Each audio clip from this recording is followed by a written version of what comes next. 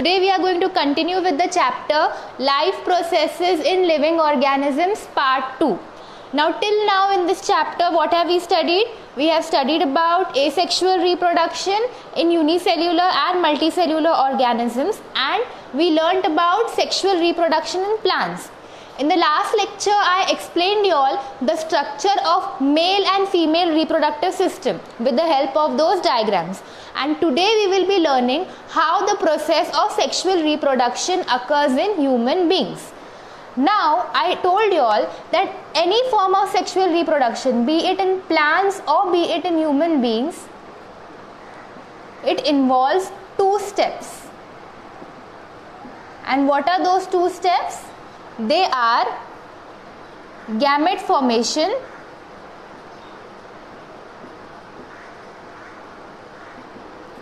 and fertilization. What are those two steps involved in sexual reproduction? Gamete formation and fertilization, right? So when we talk about sexual reproduction in human beings, gamete formation से हम लोग start करते हैं कि ये कैसे होता है. ओके,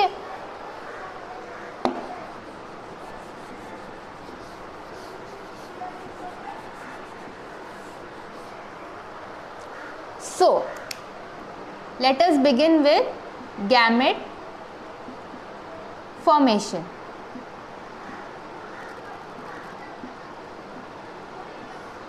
नाउ ह्यूमन बीइंग्स में what is the male gamete? The male gamete is the sperm, and what is the female gamete? The female gamete is the ovum. So human beings में the male gamete is sperm and the female gamete is ovum. So where is this male gamete formed? This male gamete is formed in the testes, and this female gamete is formed in the ovary. Okay, so now ये दोनों जो processes होते हैं, formation of sperm and formation of ovum, they are two very different processes. तो formation of sperm जो होता है ना, it begins in a male at puberty. Puberty मतलब क्या? It is the age group of 12 to 13 years. So whenever a male reaches the age of 12 to 13 years, उसके testis में sperm formation चालू हो जाएगा.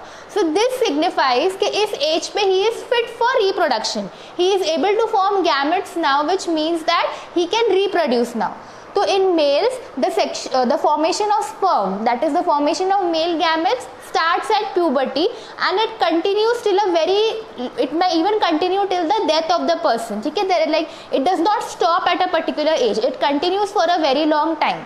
So it starts at puberty and it continues till old age. Now let's talk about females. Females में जो ये gamete formation है, formation of ovum, this starts at birth itself. That is when a female child is born, उसके ovary में ही बहुत सारे ovum होंगे. ठीक है, it starts at birth itself. And जैसे मेल्स में ये हमेशा चलते रहता है प्रोसेस गैमेट फॉर्मेशन का, फीमेल्स में ये प्रोसेस हमेशा नहीं चलेगा.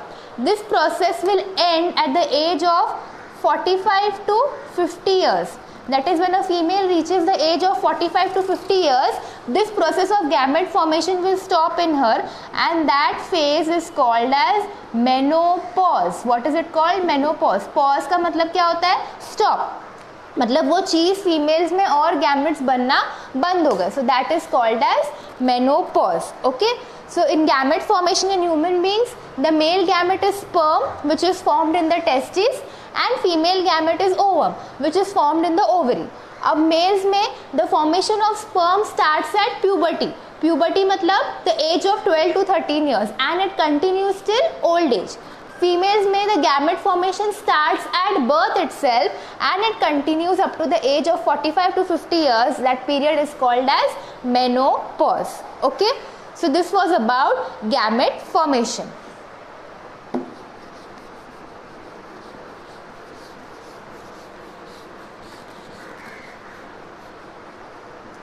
Now let us learn about fertilization in human beings.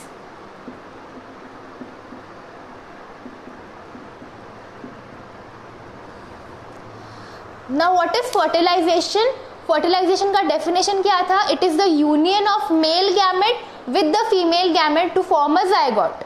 Mail gamete female gamete के साथ में ज्वाइन करेगा और क्या बनाएगा, जाइगोट। तो फर्टिलाइजेशन इन ह्यूमन बींग्स में क्या होगा, द स्पर्म जो कि क्या है, मेल गैमेट है, will join with the ovum which is the female gamete to form the zygote. अभी ये स्पर्म हैप्लॉइड है, ओवम हैप्लॉइड है, तो हमारा जाइगोट क्या रहेगा, डिप्लॉइड। तो फर्टिलाइजेशन में क्या हुआ, sperm united with the ovum to form the zygote. अभी ये हुआ कैसे, what is the process of fertilization. सबसे पहले we learned about the male reproductive system, उसमें I told you there is something called as semen, right. एक liquid होता है which comes out of the male reproductive tract which is called as semen. And ये semen के अंदर क्या क्या होता है, स्पर्म्स प्लस सिक्रीशंस। स्पर्म्स हमारे मेल गैमेट है एंड सिक्रीशंस जो सारे ग्लैंड्स बना रहे हैं, हमारा प्रोस्टेट ग्लैंड, सेमाइनल वेसिकल, जो हम लोग ने वो डायग्राम में पढ़ा था, वो सारे ग्लैंड जो सिक्रीशन बना रहे हैं वो, और स्पर्म्स मिलके क्या बनाते हैं, सीमेन। तो व्हाट हैपेंस इज, अभी the semen contains millions and millions of sperm, okay, one drop of semen has millions and millions of sperm. So सबसे पहले what happens, semen is deposited in the vagina. So सबसे पहले what will happen, the male will deposit the semen in the vagina of the female with the help of penis, okay. सबसे पहले ये step होगा कि semen is deposited in the vagina of the female with the help of penis. अब उसके बाद में क्या होगा, जो semen फिर vagina में पहुंच गया, then semen के अंदर क्या है, sperms, तो वो sperms क्या करेंगे, they will start going towards the ovum, they will start swimming towards the ovum, okay.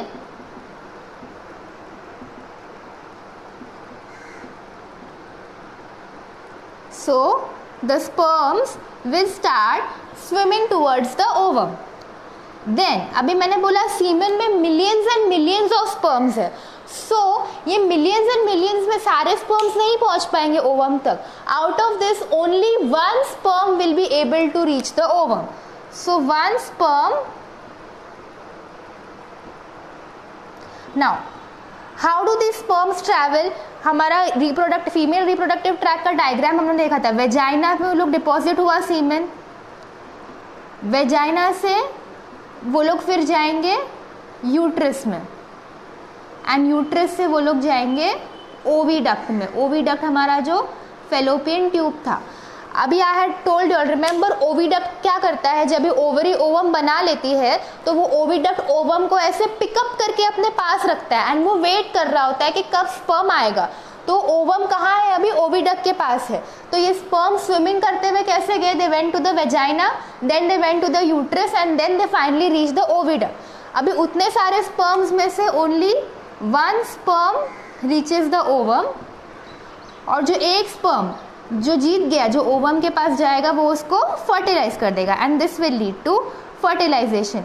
If you all have, I am sure majority सबने वो मूवी देखी होगी, 3 इडियट्स। 3 इडियट्स में स्टार्टिंग में ही दे से कि life begins in a race. तो what is that race, अभी इतने सारे स्पर्म्स डिपॉजिट हुए लेकिन सबने शुरू में ही एक रेस लगा ली कि कौन जीतेगा और कौन जाके ओवम को फर्टिलाइज करेगा। So this is that race which the sperms run. वो लोग रेस लगाते हैं, दौड़ते हैं, वेजाइना से यूट्रस, यूट्रस से ओविडक्ट, और जो भी वो रेस में जीतता है वो पहले वो ओवम के पास जाता है और वो ओवम को फर्टिलाइज कर देता है, ठीक है। तो what is fertilization? It is the union of sperm and ovum, that is male gamete and female gamete to form a zygote. How does this happen? सबसे पहले the semen is deposited in the vagina.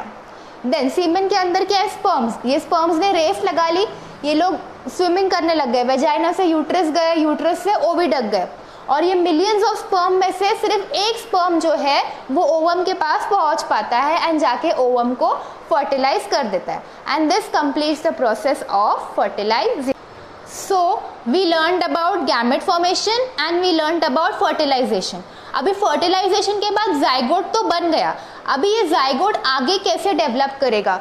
So what is the process of embryonic development.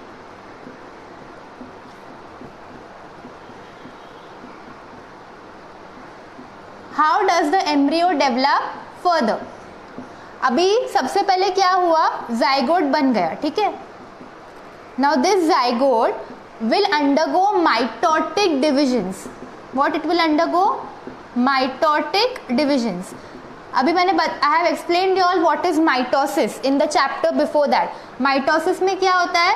A diploid cell will divide to form another diploid cell. मतलब there is no change in the number of chromosomes. तो ये diploid zygote जो है वो mitosis undergo करेगा और बहुत ज़्यादा मल्टीप्लाई होते जाएगा, मतलब it will keep on increasing in size and finally it will reach the uterus. ये जाइगोट कहाँ पे था? ओविडक्ट में था, बराबर. अभी ओविडक्ट जो है वो बहुत ही नैरो ट्यूब है, उसने एक छोटे से जाइगोट को तो अकोमोडेट कर लिया, बट जब वो जाइगोट साइज में बड़ा होने लगता है तो ओविडक्ट के पास इतनी स्पेस नहीं होती कि वो उसको अपने पास अकोमोडेट कर सके. So when the zygote starts undergoing mitotic division, it will finally reach the uterus, and uterus में जाके it will get implanted in the uterus, and this is called as implantation. तो वो यूट्रस के पास जाएगा, जो हमारा जाइगोट बड़ा हो गया है, जो आगे मल्टीप्लाई हो रहा है, एंड यूट्रस बहुत बड़ा है, and uterus is like a muscular bag, like उसके पास इतनी कैपेसिटी है कि वो साइज में बड़ा होता जाए. ठीक है, ओविडक्ट के पास वो कैपेसिटी नहीं है. तो अभी जाइगोट साइज में बड़ा हो रहा है, it is going to form the entire baby, तो उसको बड़ा स्पेस चाहिए, इसीलिए वो अभी यूट्रस में चला जाता है. And as the zygote starts increasing in size, the uterus also starts increasing in size to accommodate this zygote. So this process by which the zygote goes and gets implanted in the uterus, वहाँ जाके वो बैठ जाता है, is called as implantation. What is it called as? Implantation. तो वो zygote uterus में जाके बैठ गया and it will continue to grow in the uterus, and finally at the end of 9 months वो पूरी तरह से डेवलप हो जाएगा, पूरी तरह से the embryo will be form and the baby will be delivered out into the world. तो क्या हुआ? जाइगोट बना फर्टिलाइजेशन के बाद. ये जाइगोट कहाँ पे है? ओविडक्ट में. फिर ये जाइगोट ने क्या किया? माइटोटिक डिवीजन स्टार्ट किया. माइटोटिक डिवीजन मतलब क्या? The type of division in which the number of chromosomes remains the same. So ये जाइगोट साइज में बड़ा होने लगा. Now this oviduct is not so big that it can accommodate the growing zygote. So what will happen? The zygote will be transferred to the uterus and it will implant in the uterus, and this is called as implantation. And zygote's further development will occur in the uterus, and this entire thing will take a period of 9 months. And 9 months के end में when the baby is completely formed, the baby will be delivered out into the world. Okay? So this was about sexual reproduction in human beings. Okay? So now let us begin with another topic,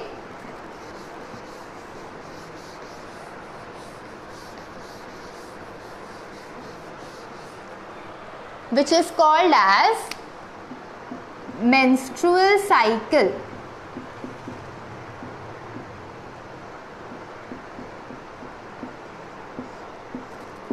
What is menstrual cycle?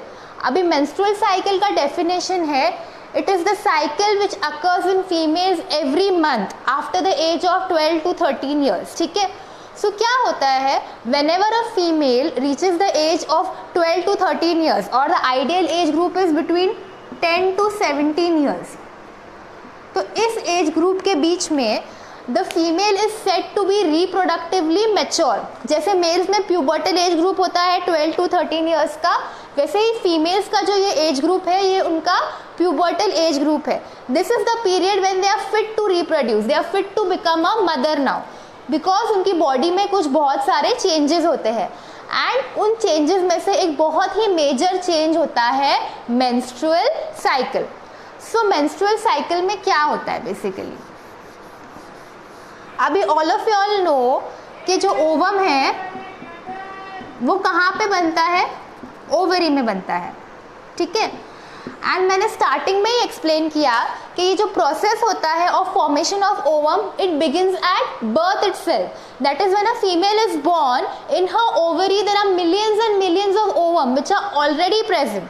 ठीक है. She is born with many ovum, but ये जो ovum है तभी immature state में है, they are not mature enough.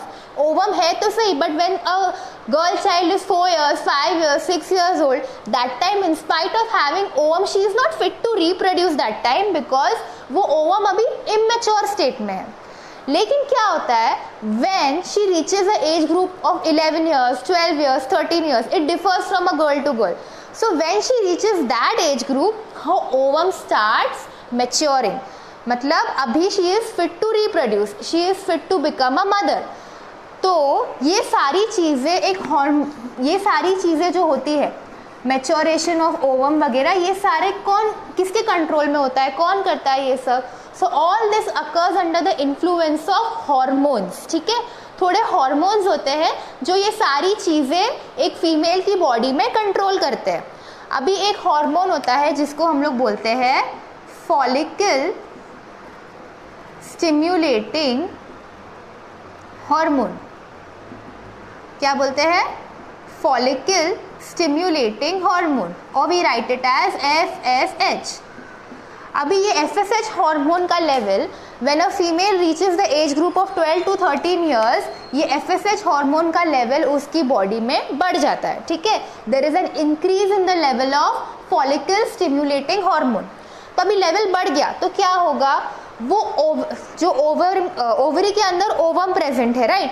अभी ये हमारी ओवरी है एग्जाम्पल, और इसके अंदर ऐसे छोटे छोटे स्ट्रक्चर्स है, एंड इन स्ट्रक्चर्स को हम लोग बोलते हैं ओवेरियन फॉलिकल्स. क्या बोलते हैं? Ovarian follicles. एंड ये ओवेरियन फॉलिकल्स के अंदर हमारे ओवम प्रेजेंट है. मतलब क्या, ये हमारी ओवरी है, ओवरी के अंदर ओवेरियन फॉलिकल्स है, एंड ओवेरियन फॉलिकल्स के अंदर ओवम है, उसके अंदर फीमेल गैमेट है.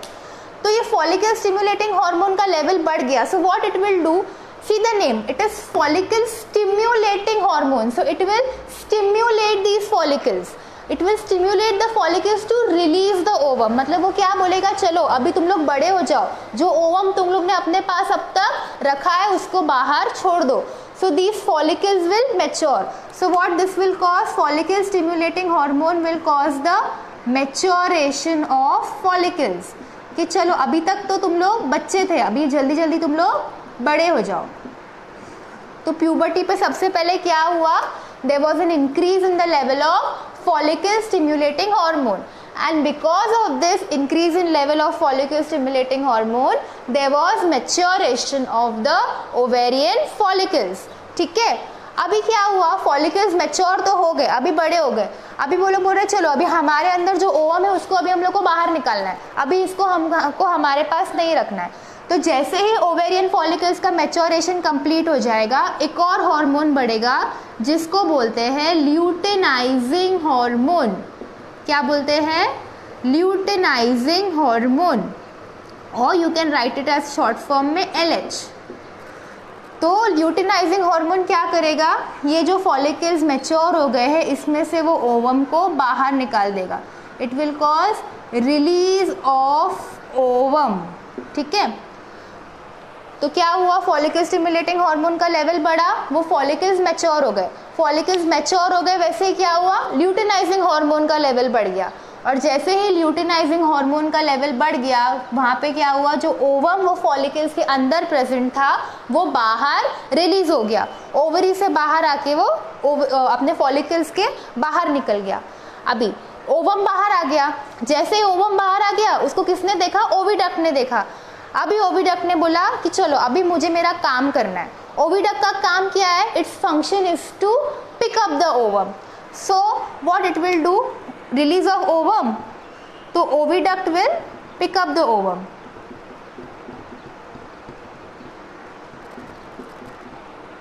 ठीक है, अभी हमारी बॉडी को नहीं पता है कि हमारी बॉडी को हर बार जब भी ओवम रिलीज होता है उसको ऐसे लगता है कि अभी एक स्पर्म आएगा और ये ओवम को फर्टिलाइज कर देगा और अभी प्रेगनेंसी होने वाली है, अभी मेरे अंदर बॉडी बेबी बनने वाला है. The female body every time the ovum is release, उसका मैकेनिज्म ही ऐसा है कि इट फील्स कि okay now I have to prepare myself for pregnancy. जैसे ही ओविडक्ट ने ओवम को पिकअप किया, वो अभी वहाँ पे वेट करेगा 1-2 दिन तक कि अभी कभी स्पर्म आएगा और कभी मुझे फर्टिलाइज करेगा. अभी यूट्रस को क्या लगेगा, अरे अभी स्पर्म आके ओवम को फर्टिलाइज कर देगा, ये जाइगोट बन जाएगा. जाइगोट बनने के बाद में इसको तो मेरे पास ही आना है, इम्प्लांटेशन तो मेरे अंदर ही होना है, तो मुझे भी तो कुछ तैयारी करनी पड़ेगी ना. I have to accommodate the growing child. तो क्या करेंगे, अभी हमारा जो यूट्रस होता है उसको भी प्रिपेयर होना है, तो एंडोमेट्रियम, हमारे यूट्रस का एक लेयर होता है जिसको बोलते हैं एंडोमेट्रियम। तो ये एंडोमेट्रियम में जाके ही जो जाइगोट होता है वो इम्प्लांट होता है। तो अभी अगर एंडोमेट्रियम को अपने अंदर जाइगोट अकोमोडेट करना है तो उसको बहुत ही थिक होना पड़ेगा, राइट। वो अगर पतला होगा, if it will be thin, will it be able to accommodate the zygote? No. So endometrium has to become thick, उसके पास ब्लड वेसल्स होना चाहिए, उसके पास न्यूट्रिशन होना चाहिए, ताकि वो ये जाइगोट को अपने अंदर अकोमोडेट कर सके। तो एंडोमेट्रियम थिकनिंग अकर्स, ठीक है।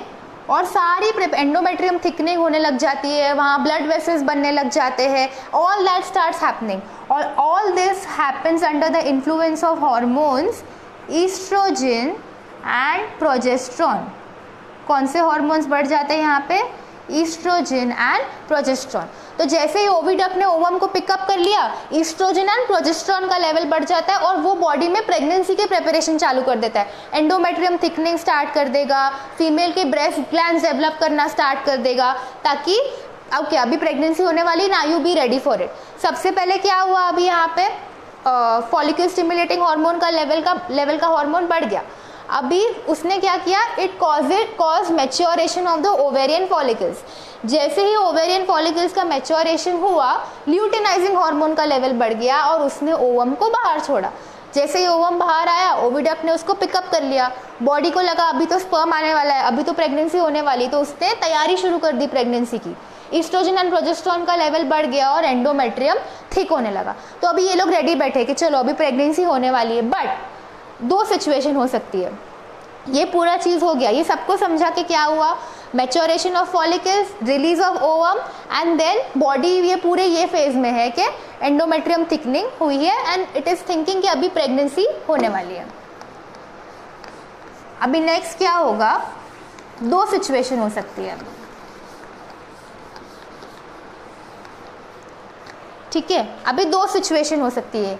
एक कि जो बॉडी को लगा वो सही था, ओवम अभी ओविडक्ट के पास ही है, ठीक है, एंड बॉडी रेडी है कि प्रेगनेंसी होने वाली है। अभी दो सिचुएशन हो सकती है। एक कि जो बॉडी को लगा वो सही था, एक्चुअली बॉडी में स्पर्म आ जाता है एंड फर्टिलाइजेशन हो जाता है। अभी ये ओवम जो है वो ओविडक्ट में 24 to 48 आवर्स रहता है। How long it stage? 24 to 48 hours. And in that 24 to 48 hours, if a sperm enters the female's body, तो obviously it will go and fertilize the ovum. But अगर वो time पे नहीं आया, then there is no use also of that sperm entering the female's body. So if in that 24 to 48 hours period, when the ovum is present in the oviduct, if a sperm enters the female body, then it will fertilize the ovum. तो अगर sperm enters female body, ठीक है, तो it will fertilize the ovum. और obviously फिर आगे जो होता है वो जाइगोट बनेगा, इम्प्लांटेशन होगा और प्रेगनेंसी हो जाएगा। तो अभी क्या होता है, ये तो हो गया कि ओवम का फर्टिलाइजेशन हो गया और प्रेगनेंसी हो गई, लेकिन अभी ये जो ओवेरियन फॉलिकल था जिसके अंदर जो ओवम प्रेजेंट था वो क्या करेगा, वो जो ओवेरियन फॉलिकल है जिसको हम लोग बोलते हैं Graafian follicle, okay, that follicle inside which ovum was present is called as Graafian follicle. तो ये ग्राफियन फॉलिकल डेवलप हो जाएगा कॉर्पस ल्यूटियम में। किस में डेवलप हो जाएगा? कॉर्पस ल्यूटियम में। एंड ये कॉर्पस ल्यूटियम एक हार्मोन बनाएगा प्रोजेस्ट्रॉन। क्या बनाएगा? प्रोजेस्ट्रॉन। और ये प्रोजेस्ट्रॉन का फंक्शन क्या होगा? ये प्रेगनेंसी को मेंटेन करने में हेल्प करेगा। अभी ये तो आइडियल सिनेरियो हो गया कि स्पर्म आया, प्रेगनेंसी हो गई और ये सब कुछ हो गया, लेकिन अगर स्पर्म आया ही नहीं, if there is no sperm entry, which happens majority of the time, right? If there is no sperm entry तो क्या होगा? बॉडी ओवम ने वेट किया 24 आवर्स 48 आवर्स, देखेगा स्पर्म तो आ ही नहीं रहा है। अभी वो ओवम का लाइफ टाइम खत्म हो गया, उसका वायबिलिटी पीरियड खत्म हो गया।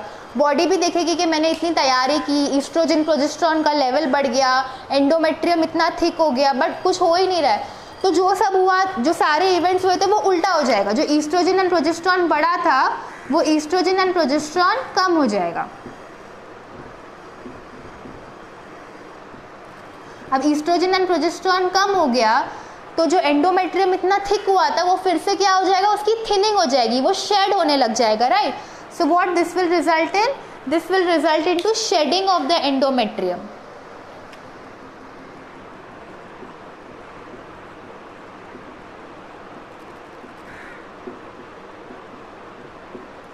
तो ये एंडोमेट्रियम भी बाहर शेड होने लग जाएगा और हमारा जो ओवम था वो भी अभी वेस्ट हो गया. तो वो ओवम भी अभी बोलेगा कि मैं यहाँ रह के क्या करूँ. So it will also start shredding, it will also start disintegrating. तो ये सब एक वेस्ट मैटर ही हो गया ना अभी बॉडी के लिए. बॉडी क्या करेगी, वो ओवम का उसका वायबिलिटी पीरियड भी खत्म हो गया है. ये एंडोमेट्रियम भी now it is in the form of debris, it is in the form of waste matter. So all this endometrial debris, all the ovum which is of no use now, all that will be expelled out of the female's body in the form of menstrual blood through the vagina.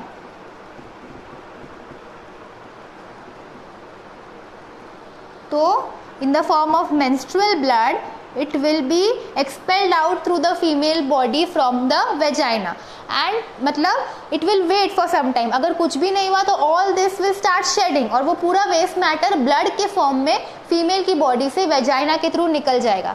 And this thing is called as menstrual cycle, the process by which all the waste matter, all the endometrial debris and the unfertilized ovum is expelled out of the female body through the vagina is called as menstrual cycle.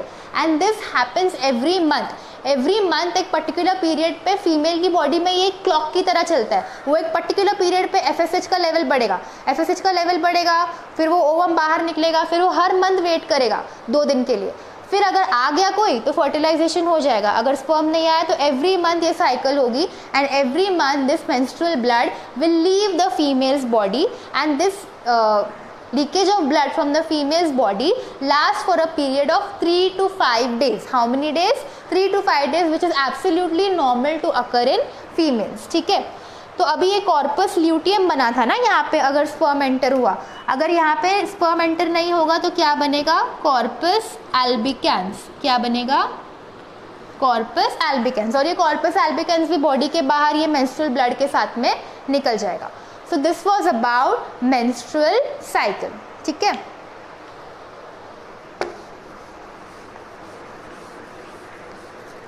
So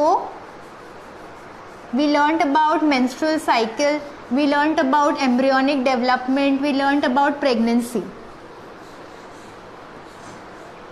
Now all of you all must have seen twins sometimes, right? Twins babies होते हैं, twins भाई बहन होती है, twins बहनें होती है, twins भाई होते हैं. So how are these twins produced? They look very cute together. I mean, I personally find them very cute. So how are these twins produced? ठीक है. अभी आपने देखा होगा twins भी जो होते हैं वो 2 तरह के होते हैं. एक ट्विंस ऐसे होते हैं, एक पेयर ऑफ ट्विंस जो दोनों एकदम सेम दिखते हैं, like you can not differentiate कि कौन सा वाला कौन है. They are totally same in their looks, they are totally identical.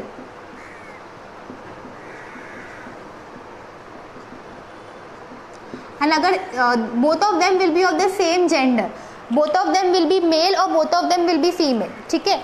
और एक ट्विंस होते हैं जो कि सेम नहीं दिखते हैं, like they are twins, they are born together only but they look very different from each other. And they can be of different, they can be of same gender also and they can be of different gender also. Like एक male and एक female भी हो सकता है. And they do not look similar to each other and they are called as fraternal twins. What are they called as?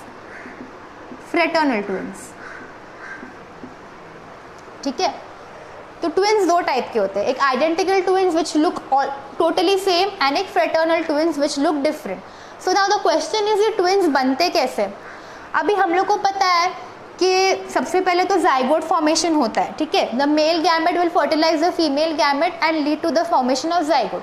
अभी identical twins में क्या होता है, ये जाइगोट फॉर्मेशन हो गया, एक जाइगोट बना है. ठीक है. Only 1 zygote is form. Now what happens is within 8 days of fertilization, how many days? Within 8 days of fertilization, this zygote divides into 2 parts, zygote 1, zygote 2. ठीक है. Obviously through mitosis only. तो ये एक zygote ने within 8 days of fertilization अपने आप को 2 parts में डिवाइड कर लिया, तो 2 जाइगोट बन गए. तो ऑब्वियसली 2 जाइगोट बनेंगे तो 2 बेबीज प्रोड्यूस होंगे. सो आइडेंटिकल ट्विंस में क्या हुआ, एक ही जाइगोट से दो अलग अलग जाइगोट बने, राइट। तो ये जाइगोट के पास जो जेनेटिक मटेरियल है वो तो एक ही है, एक ही स्पर्म का और एक ही ओवम का। तो ऑब्वियसली ये एक ही जाइगोट से दो जाइगोट बने हैं तो दोनों सेम ही दिखेंगे ना, वो लोग में कोई अलग वेराइटी आएगी नहीं, क्योंकि एक ही स्पर्म है एक ही ओवम है, वो तो जाइगोट ने अपने आप को बाद में डिवाइड कर लिया। तो आइडेंटिकल ट्विंस में क्या होता है, within 8 days of fertilization this zygote will divide itself into 2 which will lead to the formation of 2 more zygote, and as they have the same genetic material, the twins which are produced over here will be identical in nature, वो लोग totally same रहेंगे, मतलब बना तो एक ही था लेकिन वो एक zygote ने अपने आप को 2 में डिवाइड कर लिया। So this will lead to the formation of identical twins। अभी यहाँ पे क्या होता है, अगर ये जो डिवीजन है ये 8 days से थोड़ा ज़्यादा हो गया, suppose it happens after 15 days और हैपन्स आफ्टर 20 days, तो एक कॉम्प्लिकेशन डेवलप हो सकता है।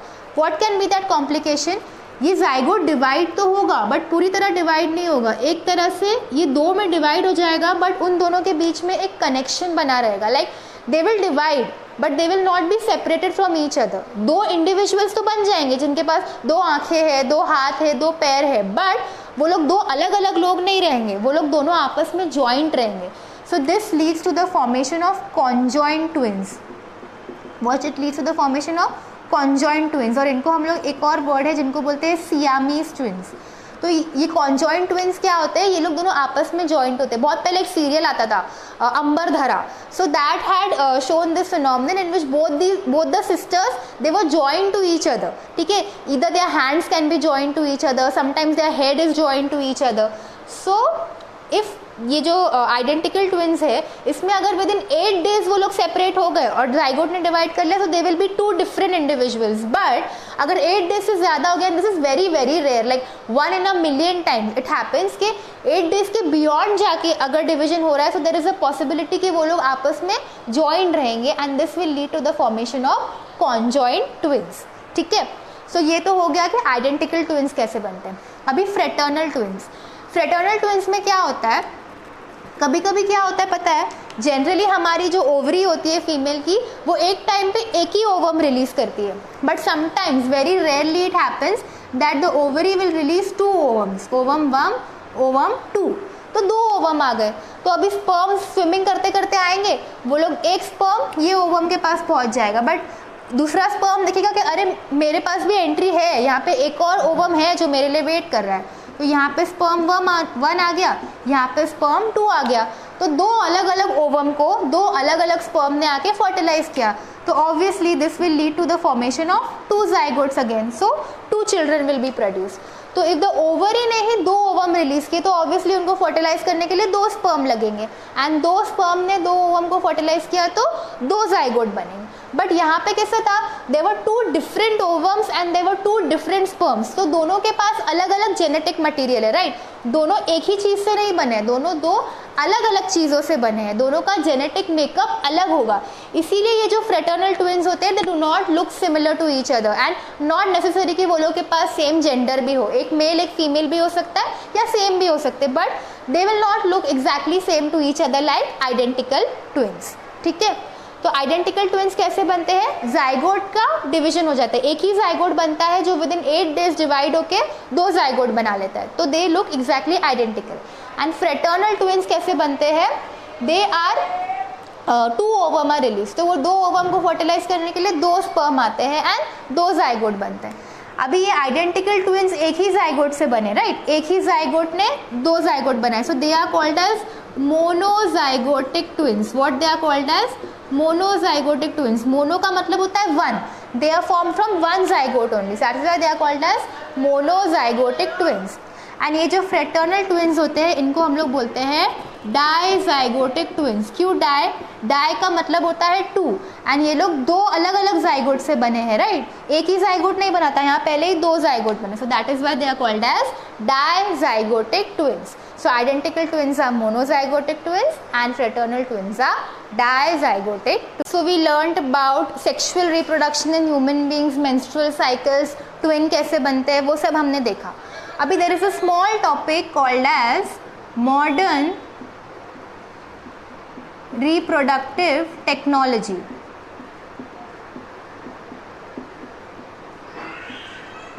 Modern reproductive technology.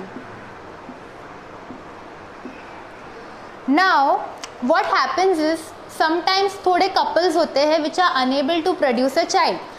Now this can be due to certain problems in the male partner and this can be due to certain problems in the female partner. They are not able to conceive a child. ठीक है? So उसके लिए what can be done in such cases with the advent of science and technology, बहुत सारी ऐसी नई techniques बनी है which can help such couples to get a child. So suppose इसमें से एक टेक्निक है जिसको हम लोग बोलते हैं इन विट्रो फर्टिलाइजेशन. क्या बोलते हैं? In vitro fertilization. इसका शॉर्ट फॉर्म है IVF.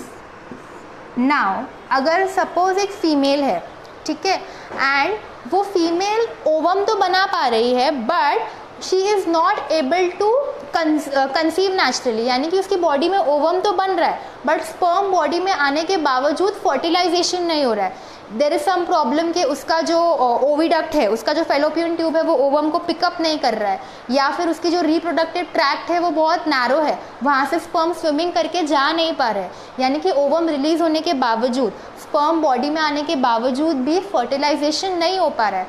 So what can be done in such a case? What happen? What do? They remove the ovum from the female's body and they remove the sperm from the male's body. ठीक है, female body में से ovum ले लिया, mail body में से sperm ले लिया and they do the process of fertilization in a test tube. सबने टेस्ट ट्यूब बेबी सुना होगा, राइट? मतलब फीमेल की बॉडी में तो फर्टिलाइजेशन नहीं हो पा रहा है इंटरनली, बट वो लोग gametes बना पा रहे. So they remove the gametes from the male parent and the female parent and what they do is they do the fertilization externally in a test tube. तो वो जो environment वो लोग create करते हैं वो test tube के आसपास, it is very similar to the environment in a mother's womb. वैसा ही environment, वैसा ही temperature वगैरह वो लोग create करेंगे ताकि अंदर ताकि बाहर अच्छे से वो बेबी डेवलप हो सके. And then the baby is actually developed outside the body. That is in vitro fertilization. In vitro मतलब outside the body. तो क्या होता है? She is unable to, if fertilization is not possible to do inside the body, we do fertilization outside the body. ये होता है in vitro fertilization. Then there is one more technique which is called as surrogacy. Now surrogacy में क्या होता है? Sometimes a female, उसका fertilisation भी हो रहा है उसकी बॉडी में, सब कुछ बराबर है, बट जैसे ही जाइगोट बनता है her uterus is not strong enough to accommodate the child. मतलब शी कंसीव, जाइगोट उसकी बॉडी में बन जाता है but within like 1 month or 2 months only she has a miscarriage because her uterus is not strong enough to accommodate the zygote. वो load ही नहीं ले पा रहा है वो जाइगोट का, so she can not conceive. तो ऐसे केस में क्या करते हैं कि यहाँ पे she is able to fertilize, right? उसके बॉडी में फर्टिलाइजेशन तो हो रहा है. So what is done in such cases? Body में फर्टिलाइजेशन होने देते हैं वो फीमेल के and after the fertilization is done that zygote is taken out from the female's body and किसी और फीमेल, कोई और फीमेल जो विलिंगली रेडी है ये कपल को हेल्प करने के लिए एंड जिसका यूट्रस स्ट्रॉन्ग इनफ है कि वो एक बेबी को अकोमोडेट कर सके, उसके यूट्रस में ये जाइगोट को इम्प्लांट कर देते हैं एंड देन उसके यूट्रस में वो जाइगोट ग्रो होगा एंड वो बेबी फाइनली इनको दे देगी. मतलब ऐसे कि आप अपने घर में बिरयानी बना रहे हो, आपके पास मसाला है, मतलब जो भी चीज़ें लगती है बिरयानी बनाने के लिए वो सब है, बट आपके पास बर्तन नहीं है. Like I am giving this example just to explain you कि आपके पास बिरयानी बनाने का सारा मटेरियल है but you do not have a vessel, ठीक है, या फिर आपके पास जो बर्तन है बिरयानी बनाने के लिए वो प्रॉपरली नहीं है, वो प्रॉपरली आपको फ्लेवर नहीं दे पा रहा है या आपका खाना कच्चा रह जा रहा है जब आप बर्तन में, तो you will go to someone and say कि देखो मेरे पास सारी चीज़ें हैं, मुझे बस आपका पतीला दे दो जिसमें मैं मेरी बिरयानी बना सकूँ. सो यहाँ पे सारा जेनेटिक मटेरियल पेरेंट्स का ही है, ओवम, स्पर्म वगैरह, बस they are using that females uterus और they are using that females womb to accommodate their child. So that female can do it willingly, she can do it in exchange of money, whatever, that is their own perspective. And surrogacy is now legal in India. Okay, initially it was allowed only in foreign countries but now it is legal in India. That is surrogacy. ठीक है, so this can be done if there is a problem in the female. Now what if there is a problem in the male? अब mail में क्या हो सकता है? Mail में या तो स्पर्म काउंट कम हो सकता है, स्पर्म काउंट कम होना मतलब क्या, स्पर्म्स होते हैं मेल गैमेट्स, तो सीमेन में जितने स्पर्म्स है वो बहुत कम है। अभी कैसे होता है, स्पर्म्स जब स्विमिंग करके ओवम के पास जाते हैं ना, तो वो स्विमिंग के रास्ते में ही बहुत सारे स्पर्म्स मर जाते हैं, तो वो मिलियंस ऑफ स्पर्म्स होने के बावजूद भी अल्टीमेटली जब वो ओवम तक बहुत कम पहुंच पाते, क्योंकि आधे तो रास्ते में ही मर गए, तो ऑलरेडी अगर सीमेन में स्पर्म्स कम होंगे तो ओवम के पास कोई पहुंच ही नहीं पाएगा। तो स्पर्म काउंट हाई होना बहुत इंपॉर्टेंट है। तो एक मेल्स में क्या प्रॉब्लम हो सकता है, लो स्पर्म काउंट, एक तो हो गया लो स्पर्म काउंट। दूसरा हो सकता है inability to produce sperms, sperms बन ही नहीं रहे हैं उनके अंदर, so again nothing can be done. और inability to deposit semen in vagina, मतलब स्पर्म्स भी बन रहे हैं और स्पर्म काउंट भी अच्छा है, बट वो स्पर्म्स को डिपॉजिट ही नहीं कर पा रहे वेजाइना में, यानी कि उनके पेनिस में कुछ प्रॉब्लम है। अगर इनमें से कोई प्रॉब्लम है, so what can be done for males, there is an alternative called as sperm bank and artificial insemination.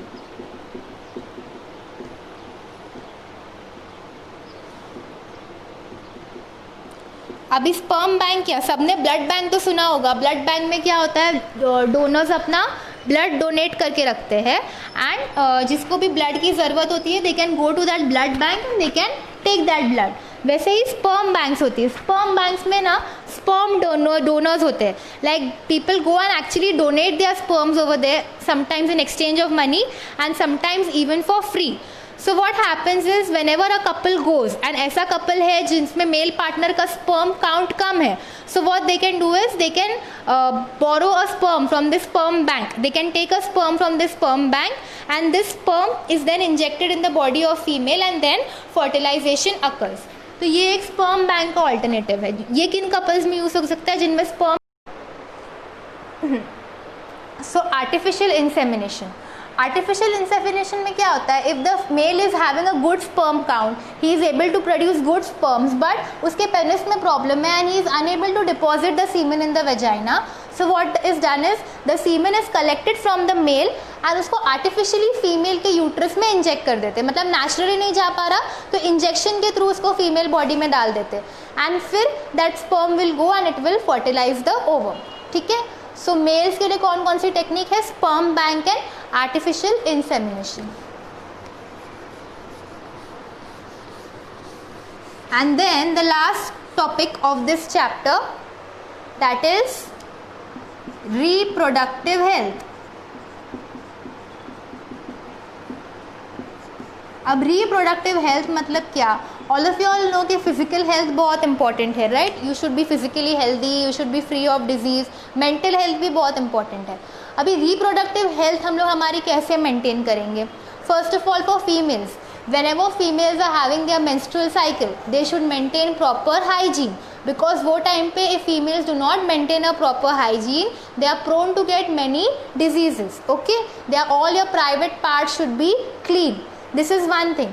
Then all of you all must have heard about sexually transmitted diseases, जैसे ads होती है, syphilis होता है, gonorrhoea होता है। तो ये सारी डिजीजेस कैसे फैलती है, it spreads through unprotected sexual contact with multiple partners. अगर आपके पास मल्टीपल सेक्सुअल पार्टनर्स है and if you are not using any protective device like a condom, there is a possibility कि अगर आपके किसी एक पार्टनर को भी कोई डिजीज है, you will contract that disease. So how do you maintain? You should avoid having multiple sexual partners and you should always avoid having unprotected sexual contact. This is one thing, and you should spread awareness amongst people about reproductive health. So with this we complete the chapter Life Processes in Living Organisms Part 2.